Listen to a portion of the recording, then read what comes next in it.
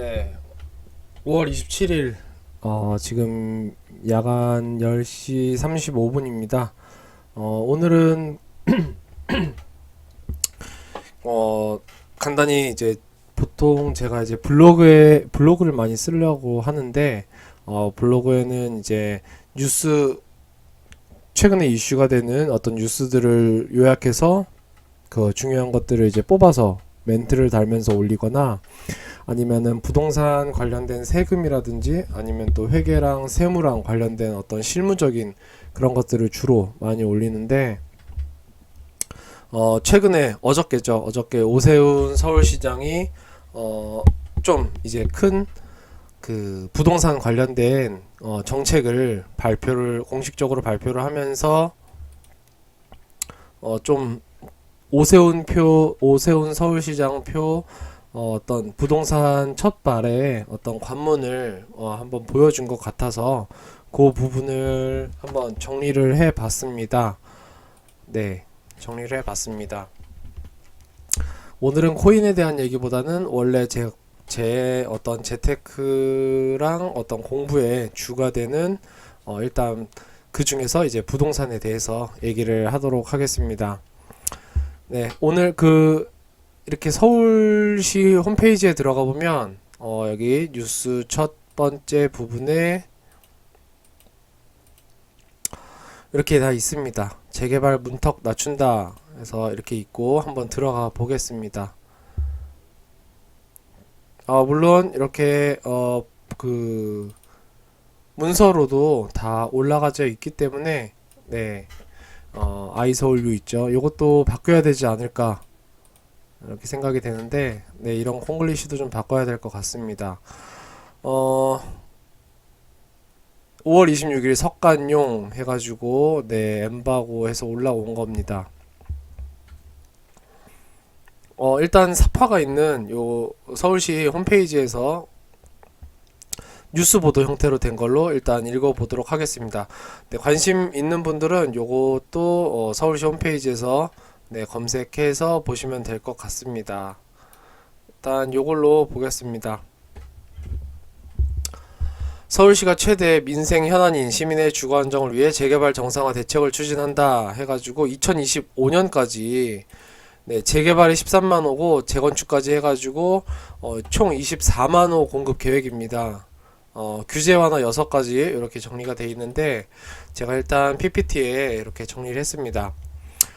그동안 현 정부와 전 서울시장에 의해서 묶여져 있던 재개발 재건축에 조금 이제 숨통이 트이지 않을까 이렇게 생각이 됩니다. 그런데 그 뒷부분에 이제 그거에 대한 어떤 부작용이라든지 단점 부분도 그리고 제 생각 부분도 넣어놨으니까 끝까지 들어주시고요.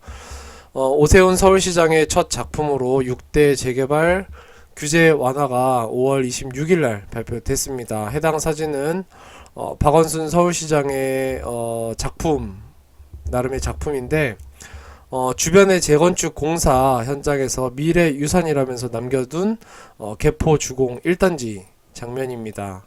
보시면 주변이 이제 다 공사가 들어갔죠. 공사가 들어갔는데 여기 부분이 요 한동이 덩그러니 남게 됐습니다. 물론 겉으로 그 의도는 굉장히 뭐 알겠는데 일단 볼 때 굉장히 흉물스럽죠.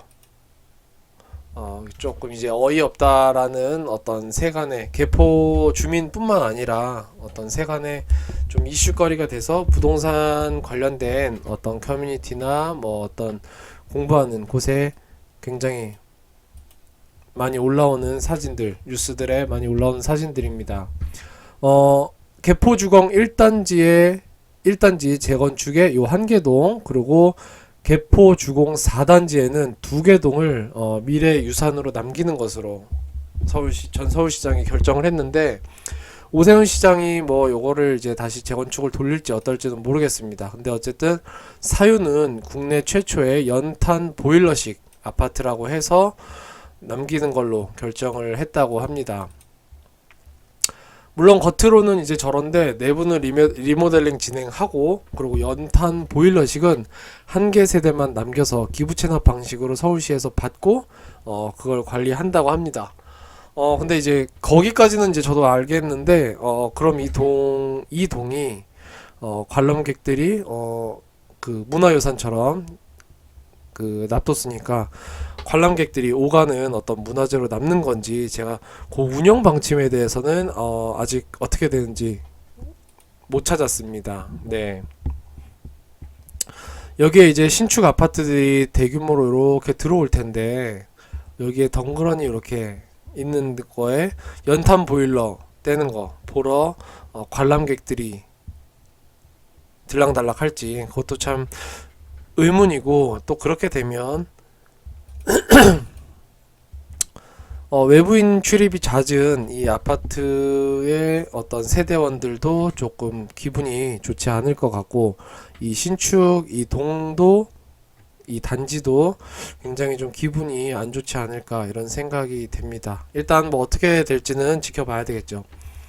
네, 그래서 수년간 지속된 공급 막기로 양질의 집이 부족해진 상황에서 오세훈 서울시장발 첫 포문을 연 주택 공급 방안에 대해서 살펴보겠습니다. 아무래도 확실히 전 이제 국토부 장관 변창흠발 공공주도 재건축 발표와는 조금 다른 방향이고 다른 각도고 다른 분위기입니다. 그러나 현 정부가 만져온 법적 제도 하에서 그 공급이 원활하게 이루어질까에 대해서는 또 시장도 그렇고 저도 그렇고 의문이 있습니다. 먼저 해당 정책의 최종 목표는 숫자부터 보면 2025년까지 24만 호 공급이고, 해당 자료와 사파는 서울시 홈페이지에 있으니까 원문으로도 보고 싶다면 참고하시면 될 것 같습니다.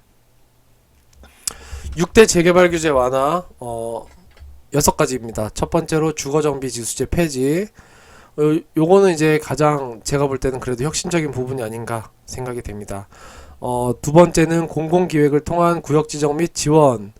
요 부분은 이제 뭐 공공이 국민의 재산권 침해를 하지 않는 건지, 일단은 공공의 뭐 어떤 뭐 재산권을 뭐 가져간다 뭐 이런 얘기는 명시가 안 돼 있습니다. 근데 현 정부에서 이미 국토부에서 공공재개발과 관련해서 토지 허가제라든지 뭐 현금청산이라든지 그 부분을 이미 명시를 해놨기 때문에 오세훈표 재개발 규제 완화가 되더라도 지금 현재의 법규상은 공공으로 재개발을 시작하면, 진행을 하면 재산권 침해는 있지 않을까, 논란은 있지 않을까, 이렇게 생각이 됩니다. 일단 그것도 뒤에서 보겠습니다.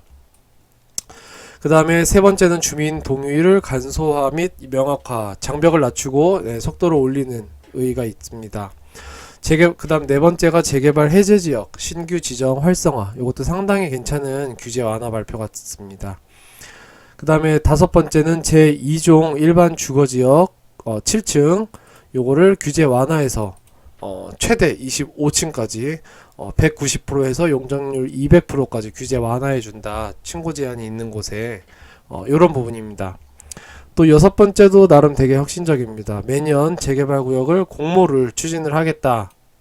이런 부분입니다. 먼저 하나씩 살펴보겠습니다. 첫 번째로 주거정비 지수제 폐지. 일단 제가 생각하는 가장 혁신적인 방책이 아닐까 생각이 되는데, 정비구역 지정의 장벽이었던 주거정비 지수제가 2015년 2025 주거환경 정비 기본 계획에 도입이 됐습니다. 박원순 서울시장 때였죠. 그때 이제 구역 지정을 위해서 법적 요건과 주거정비 지수제 이 두 개를 모두 충족을 해야지 구역 지정 조건이 됐었는데, 이제는 법적 요건 요 하나만 갖추면 됩니다. 재개발구역 지정을 위한 법적 요건은 필수 항목이 있고 선택 항목이 있습니다. 여기서 필수 항목은 노후도 동수가 3분의 2 이상, 그리고 구역 면적이 10,000제곱미터 이상을 충족하고, 선택 항목에서는 노후도 연면적 3분의 2 이상, 그 다음에 주택 접도율 40%, 과소필지 40%, 호수밀도 60세대 퍼 헥타르 중 한 개를 충족하면 된다. 이렇게 되어 있습니다. 대부분 뭐 요렇게 그러고 요렇게 해서 많이 이제 구역 지정을 노리려고 하는데 그게 쉽지가 않죠 또.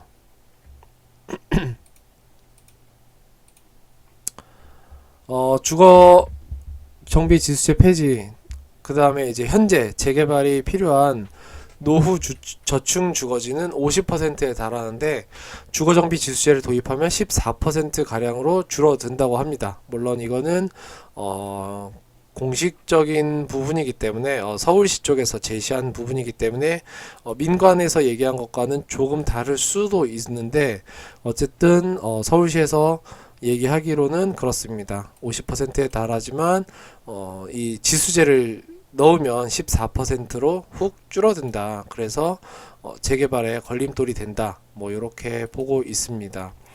따라서 이러한 지역의 슬럼화를 막기 위해서 법적 요건만 충족되면 구역 지정을 할 수 있도록 이렇게 폐지를 합니다. 서울시에서 발표한 것만으로도 50%에서 14%로 대폭 줄어든다 그러는데 실제 민간이 그 삶의 질에 있어서 구역 지정을 원하는 동네 수로 하면 이것보다 훨씬 늘어날 겁니다. 50%보다 훨씬 늘어날 거고 또 이 폐지를 함으로 인해서 어쨌든 많이 줄겠지만 14%보다는 더 위일 겁니다. 네. 그래서 지금 이제 법적 현행 요건과 주거정비 지수제 폐지 요 부분이 나와 있고 요 사파는 좀 보시면 되고 서울시 홈페이지에도 이렇게 나와 있습니다. 서울시 홈페이지에서 네, 참고로 붙인 겁니다. 두 번째는 서울시가 주도하여 구역 지정을 늘리는 데까지 걸리는 시간을 단축한다는 공공기획을 통한 구역 지정 기간 단축 및 지원입니다. 서울시가 주도해서 공공성이 담보된 정비 계획으로 시간을 단축하면서 서로 윈윈하자는 취지입니다. 그런데 이제 요 부분이 이제 조금 찜찜한 게 서울시가 주도하여 공공성이 담보된이라고 표현을 해놔서 결국은 이것도 공공 주도하에 어쨌든 공공 재개발이지 않느냐 이런 부분에 있어서 조금 찜찜합니다. 왜냐 지금 현 정부가 공공 재개발에 대해서 걸어놓은 규제나 법규가 재산권 침해 논란이 분명히 있는 부분이 있고 또 돈이 없는 사람들의 이라든지 아니면 돈이 있어서 들어올 수 있는 사람을 막거나 돈이 없어서 분담금을 낼 수 없는 사람을 굉장히 좀 현금 청산이라든지 이런 걸 통해서 안 좋게 될 수 있을 것 같아서 이런 부분이 조금 찜찜합니다. 어쨌든 이렇게 사파를 보시면 될 것 같습니다. 보시면 사전 타당성 조사 그리고 계획 수립까지 해서 요게 총 한 2년 조금 넘게 20개월, 10개월, 30개월에 42개월 정도 걸리는 네. 요 부분을 이제 공공기획으로 정면 도입하면서 14개월로 줄여서 그 변경 방안이 총 4개월, 14개월, 6개월 해서 총 2년으로 단축한다는 완화 정책입니다. 세 번째는 주민 동의율 간소화 명확화입니다. 기존에 이제 3단계에 비해서 사전 타당성 조사를 폐지를 하고 2단계로 축소를 시키겠다는 겁니다. 진행 초반에 주민 제한 단계에서 동의율이 기존에 10%였다가 이거를 주민 동의를 30% 올려서 주민들 간의 갈등을 좀 줄인다는 취지고 정비계획 수립 단계에서는 주민 동의율을 3분의 2 그대로 유지를 하되 요 중간 부분을 생략을 하면서 절차를 간소화해서 좀 더 속도를 높이겠다 뭐 요런 취지입니다. 네 번째 굉장히 좀 관심 있게 보는 사람이 많을 것 같습니다. 재개발 해제구역 신규 지정을 활성화하겠다 그랬습니다. 재개발 해제구역 중에서 재개발이 필요한 지역은 주민 합의에 따라서 다시금 신규 지정을 할 수 있게끔 해주겠다는 건데 해제 지역의 70%가 동북과 서남권에 분포가 돼 있습니다. 게다가 이 중에 50% 이상이 절반 이상이 벌써 법적 요건을 충족하고 있습니다. 주민 의지만 있다면 구역 지정되는 거 오세훈발 시장 서울시장발 규제 완화에서는 상당히 속도를 붙일 수 있는 건덕지가 된다고 생각을 합니다. 상당히 생각보다 제가 생각했던 것보다 알고 있었던 것보다 상당히 많습니다. 특히 이쪽에 많이 몰려 있는데 네, 다 알 것 같습니다. 네.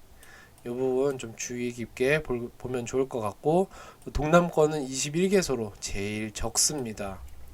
여기에 이제 강남 3구가 일단은 들어있죠. 네. 이렇게 보시면 될 것 같습니다. 다섯 번째는 제2종 일반 주거지역 7층으로 높이 제한이 있는 곳에 대해서 정비계획 수립 시 규제 완화를 하겠다는 겁니다.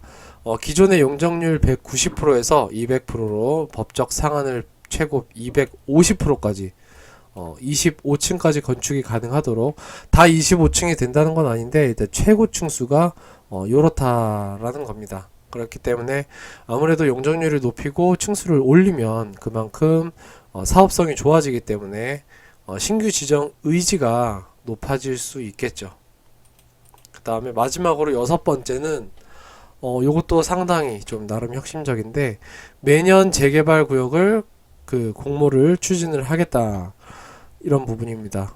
연 25개 이상 구역을 발굴할 계획이다. 서울시는 6대 규제 완화책 시행을 위해서 준비 절차로 오는 10월까지 도시 및 주거환경 정비 기본계획 변경을 마무리할 예정이라고 합니다. 10월까지. 네.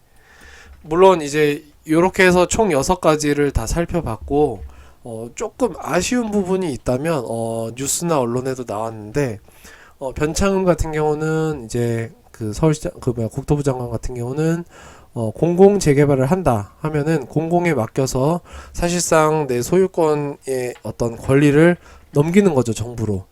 그런 부분이 일단 벌써부터 좀 불편해서 논란이 있었는데, 어쨌든 그렇게 해서 공공정비에다가 맡기면 그에 따른 인센티브로 어떤 용적률 상한이라든지 임대 비율을 어떻게 조정을 해준다든지 어떤 이런 인센티브를 주겠다라고 제시를 했는데, 일단 지금 첫 포문을 연 오세훈 시장의 규제 완화 정책에는 인센티브랑 직접적인 연관이 있는 건 일단 없었습니다.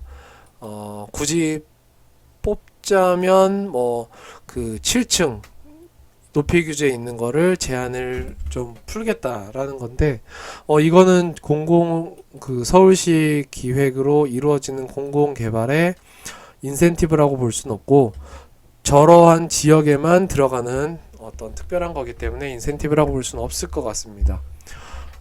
이 규제 완화 정책이 발표가 되면서 투기 방지 대책도 뒷부분에 약간 조그맣게 발표가 됐습니다. 여기도 원문을 일단 보시면은 여기 나오는데 굉장히 작게 나와 있습니다. 작게 나와 있는데 생각보다 임팩트가 적지 않습니다. 낮지 않습니다. 먼저 정리를 해보면, 먼저 후보지 공모 시에 주택 분양 권리가 결정되는 권리산정 기준일로 고시를 하고, 고시일 이후에 신축이라든지 지분 쪼개기 같은 난립을 막겠다, 이렇게 명시를 해놨습니다. 그래서 후보지 공모 후에는 토지거래 허가 구역으로 지정하는 등 다각도로 투기 수요를 차단하겠다, 이렇게 되어 있습니다. 이게 오세훈 시장의 생각인지 어떤 서울시 국토부와 협업했을 때의 팀에서의 시각인지 정부의 눈치를 보는 시각인지 모르겠는데, 지금 현재 서울시장에서도 완화 정책을 발표할 때 이 투기 차단이라는 거를 강조를 나름 좀 하고 있고, 투기를 보는 시각이 현 정부와 좀 비슷하지 않나, 아직까지는 이렇게 생각이 됩니다. 5월 26일자 머니투데이 기사에서 사파를 참고해 왔는데, 여기 보시면 재개발 재건축 시에 조합원 지위 양도 금지와 관련해서 현행보다 더 앞당기자라고 서울시가 국토부에 건의를 했습니다. 조합원 지위 양도 금지는 분담금이 없는 조합원에게는 더 치명적이게 됩니다. 조합이 설립되고 뭐 하는데 분담금이 많아. 내가 돈을 끌어올 수 있을 줄 알았는데 돈이 좀 부족해. 여러 사정 때문에 없어. 그럴 때 이 지위를 양도할 수가 없다 보니까 오도가도 못하게 되는 겁니다. 팔 수도 없고. 누가 삽니까? 그걸 사봐야 그 조합원 지위도 안 나오는데. 결국은 이제 실수요자만을 대상으로 해서 사업을 하겠다는 의미인데, 물론 이 의미는 알겠다만 아직 확정된 사항은 아닙니다. 알겠다만 돈이 없는 경우에, 그리고 여러 가지 돈이 있어서 들어올 수 있는 수요의 잠재적인 수요를 막는, 말 그대로 돈이 조금이라도 있어서 들어올 수 있는 수요를 다 투기 수요로 보고 막는 뭐 어떤 그런 검토 아닙니다. 네. 그래서 보시면 재개발 같은 경우는 현재는 관리처분 인가 때 조합원 지위 양도 금지가 되어 있는데, 서울시에서 건의한 것은 변경안은 앞당겨서 조합 설립 인가 때부터 이제 그 이후로는 조합원 지위 양도를 못하게끔 막자라고 건의를 했습니다. 재건축 같은 경우는 현행 조합 설립 인가 시점부터 조합원 지위 양도가 금지인데, 서울시에서 또 건의하기로는 재건축 안전진단부터 조합원 지위 양도를 금지시키자 이렇게 또 건의를 했습니다. 엄청나게 앞당겨 놨습니다. 규제 완화에 이 서울시 6대 재개발 규제 완화의 재개발에 그 규제 완화의 반작용이라 할지라면 일단 굳이 뽑자면 저는 지금 일단 생각나는 게 서울 부동산의 장벽 심화라고 볼 수 있지 않을까 생각이 됩니다. 그동안 공급을 막으면서 가격이 비싸지고, 그에 따라서 서울 수요의 일부 많은 사람들이 경기도로 밀려났습니다. 근데 사실 그 사람들은 직주 근접과 서울이라는 어떤 브랜드, 나름의 시티 브랜드 명목하에 사실 수도권 주민들의 상당수는 잠재적인 서울 수요자이기도 합니다. 제 친구도 경기도로 갔는데 그 친구도 이제 부모님도 다 서울에 사시고 다 여기 있었기 때문에, 자기 이제 누나도 이제 다 결혼하고 그랬는데 다 서울에 있기 때문에 그 친구도 이제 서울로 다시 들어오려고 하지만 지금 당장 돈이 부족해서 경기도로 밀려나서 지금 외곽에 좀 살고 있는데, 그 친구만 해도 벌써 몇 년 신혼 동안 돈 모으고 몇 년 뒤에 다시 서울로 들어오겠다, 이런 목표를 가지고 있습니다. 게다가 또 이제 부모님도 서울에 있고 하니까 너무 멀리 떨어지는 것보다는 부모님이랑 좀 가까운 데도 있고 싶기도 하고, 그렇기 때문에 뭐 이런 게 있는데, 결국 그렇기 때문에 서울은 수요자가 많은 시장인데, 공급이 없어가지고 그동안 이제 밀려났던 수요들이 서울에서 재개발이 규제가 완화되고 또 개발된대 하면은 결국은 이 밀려난 그 잠재적 수요자들이 또 서울로 올라올 수도 있고, 서울에 있다가 경기도로 가려고 마음먹었던 사람들도 서울에 더 있자 할 수도 있고, 소위 말하는 썩빌 투자라든지 그러니까 뭐 아시겠지만 썩은 빌라 투자라든지 좀 더 몸테크를 하자 해서 더 서울시의 어떤 그 거주와 보유를 더 심각하게 할 수도 있지 않을까. 그러면서 서울의 부동산 가격이 더 올라가고 그에 따른 그 장벽이 더 올라갈 수도 있지 않나, 뭐 요런 생각을 좀 해보게 됩니다. 이러한 점에서 아직 교통이 좀 불리한 수도권에 비해서 서울이 더 개발되고 양질의 주택이 늘어난다면 지역 간의 질적인 격차는 물론 금액적인 격차도 벌어질 수 있지 않나, 이렇게 생각이 됩니다. 요 부분은 이제 오세훈발 규제 완화가 잘못됐다라는 게 아니라 서울시와 경기도가 또 합심을 해서 국토교통부도 생각을 많이 해서 GTX부터 여러 가지 철도, 전철 이런 교통을 많이 인프라를 깔아야 된다. 네, 그렇게 생각하는 부분이고, 근데 이제 진짜 문제는 주민들의 장벽을 낮춰도, 그러니까 사업의 공급 장벽을 낮춰도 현 정부하에서 그동안 만져온 수요 장벽이 또 여전히 남아있기 때문에 얼마나 공급을 할 수 있는가도 살짝 또 의문이 들기도 합니다. 쉽게 말해서 구역 지정 기간 단축이랑 장벽을 낮춰서 구역을 지정을 했는데, 그러니까 공급 계획을 했는데, 공공 재개발은 지금 현재 그 정부 하에서도 토지거래 허가제 시행을 하죠. 시행을 하고 투기 세력 유입 막겠다고 서울시 기획 재개발도 토지거래 허가제를 시행을 한다고 하니, 고시를 권리 산정 기준일로 하고 그 뒤에 진입을 막는다 하니 결국은 돈 있는 사람들 못 들어오게 하는 건데, 쉽게 말해서 실수요자만을 대상으로 재개발을 하겠다는 건데, 조합원에 들어왔는데 내가 분담금이 없어서 프리미엄 얹어서 매도하고 나가고 싶은데 이렇게 시장이 돌아가야 되는데 이걸 못한다. 그러면 이 사람들은 어떻게 되겠습니까?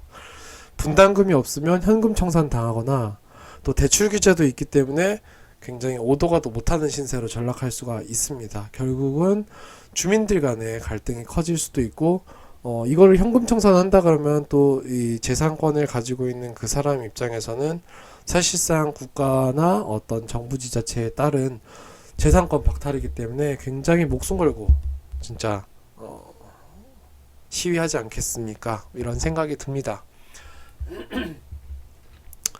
결국은 그런 점이 사업 시행 진행에 걸림돌이 될 수도 있지 않나 이렇게 생각이 됩니다. 일단은 국토교통부에서 발표한 내용에 비해서 규제라는 방식에서 규제를 푸는 방식으로 방향이 바뀐 것에 대해서는 굉장히 좋은 방향이지 않나 이렇게 생각이 되고, 그렇지만 현 정부 인사들의 큰 시각 변함이 없기 때문에 과연 얼마나 공급이 될까 또 의문이 들기도 합니다. 일단은 투기 세력에 대한 정의를 한번 다시 생각해 봐야 될 것 같고, 제가 가장 또 강조하듯이 가장 재테크에서 많이 하는 주식에서 주식시장에 빗대어서 예를 들어보자면, 현 정부에서 말하는 그 투기 세력은 어떤 시장에 혼란을 주면서 가격을 만들어가는 마켓메이커라기보다는 유동성 공급자, LP죠. 네, 유동성 공급자의 역할을 한다고 사실 봐야 된다고 생각을 합니다. 그렇기 때문에 투기 수요라고 무조건 수요를 몰지 말고 좀 생각을 해봐야 되지 않을까 생각이 됩니다. 과거에 이명박 서울시장 시절에 3차 뉴타운까지 진행하면서 33개 구역을 지정하고 추진을 했었습니다. 그때와 비교를 해보면 프리미엄 얹어서 조합원 지위 양도하는 게 일단은 자유로웠습니다. 대표적인 차이점이. 그리고 어쨌든 아무리 서울시장이 날고 뛰어봐야 혼자 힘으로는 한계가 있고 정부와 합을 맞춰야 되는데, 아무래도 정부 입장에서 규제와 간섭이나 어떤 통제, 큰 정부나 관료적인 이런 입장보다는 좀 좋은 정책을 만들고 시장이 원활하게 돌아갈 수 있도록 힘을 보태고 훌륭한 보조로 베스트 어시스턴트가 되어주기를 좀 바래 보겠습니다. 서울이 더 살기 좋은 풍요로운 도시가 되기를 저 역시 서울 사는 시민으로서 한번 바래 보겠습니다. 네, 여기 일단 그 서울시 홈페이지에 이렇게 자세한 내용들과 그 문서 다 올라와 있으니까 한번 참고로 자세히 또 읽어보고 싶으신 분들은 읽어보시면 될 것 같습니다. 네, 이상으로 마치겠습니다.